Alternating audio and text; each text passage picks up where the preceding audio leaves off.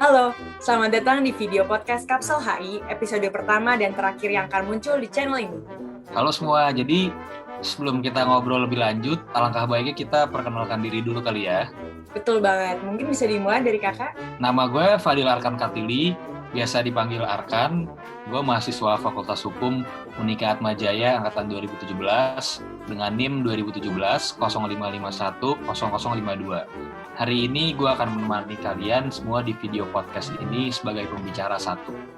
Oke, nama gue Karen Yohana, kalian bisa panggil gue Karen, mahasiswi Fakultas Hukum Unika Atmajaya Jakarta angkatan 2018 dengan NIM 2018 0551 0047.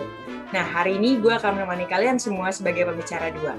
Untuk episode spesial pertama dan terakhir kita, video podcast ini akan ngebahas apa nih?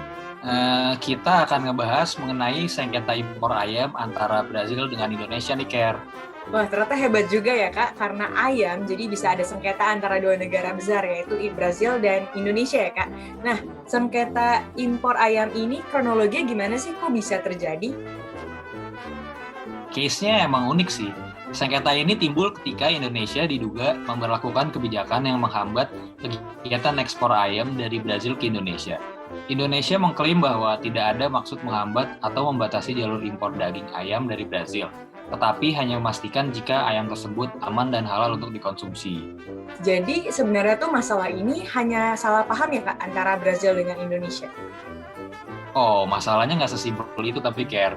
Ternyata ya setelah gue baca lagi mengenai berita, bahkan putusan pengadilannya, salah paham yang tadi lu bilang itu tuh cuma cover doang. Oh, berarti dalam putusannya itu Indonesia terbukti melanggar beberapa hal loh. Iya, benar. Coba yuk kita sama-sama bahas mengenai kasus sengketa impor ayam ini dengan putusan Dispute Settlement Body World Trade Organization.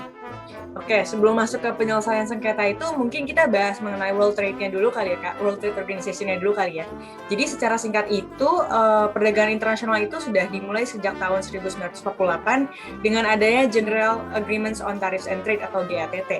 Nah, setelah itu mengalami perkembangan, lalu dibentuklah WTO atau World Trade Organization sebagai lembaga penerusnya.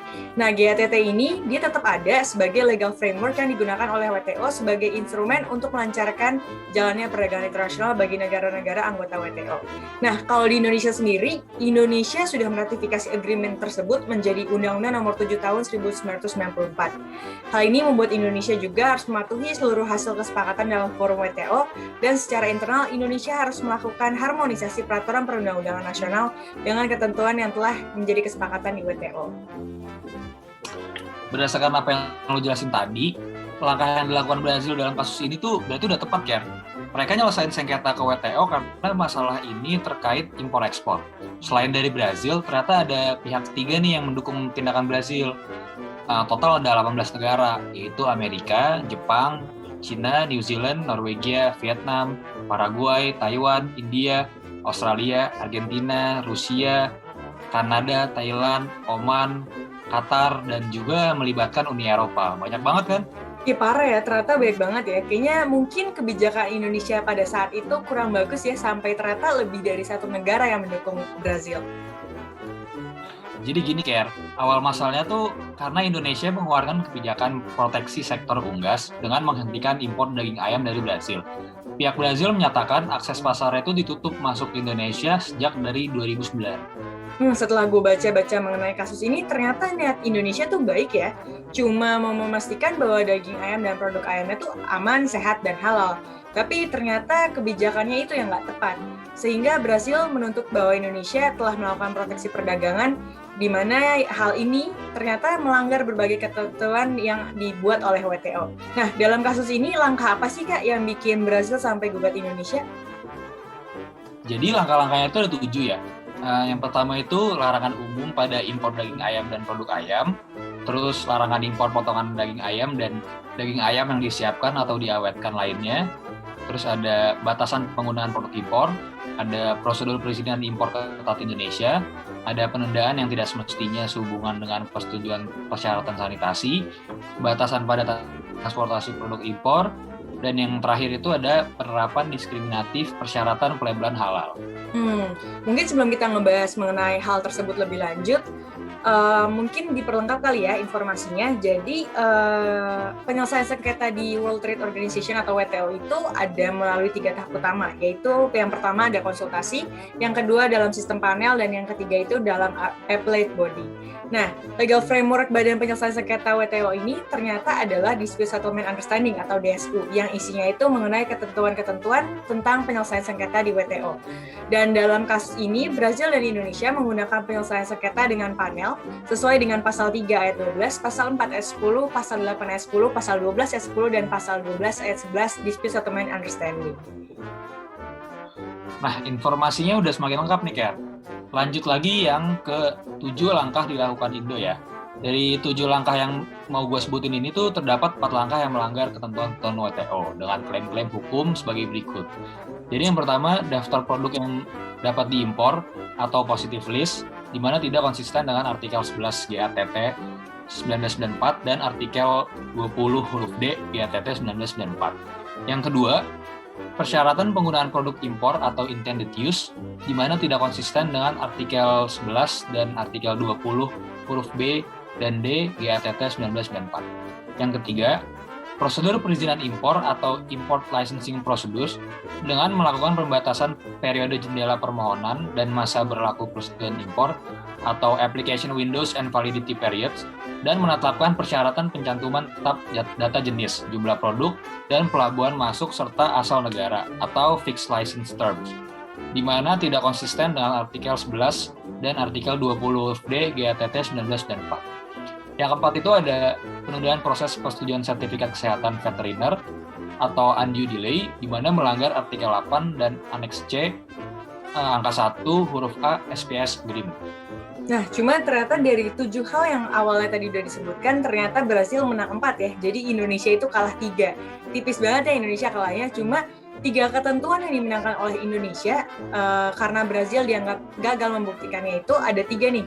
Yang pertama, diskriminasi persyaratan pelabelan halal produk impor atau halal labeling requirement, di mana Brazil gagal membuktikan bahwa halal labeling requirement bertentangan dengan artikel 3 ayat 4 GATT 1994. Lalu yang kedua, persyaratan pengangkutan langsung atau direct transportation requirement, di mana Brazil gagal membuktikan bahwa direct transportation requirement bertentangan dengan artikel 11 GATT 1994 dan artikel 4.2 AOA.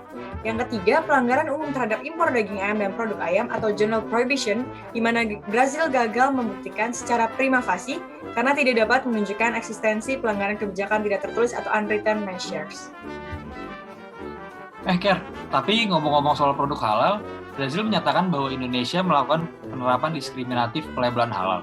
Sebenarnya ada masalah apa sih pelabelan produk halal sama impor ayam dari Brazil itu? Nah, jadi isunya tuh mengenai yang impor ayam ini gagal karena adanya label halal itu.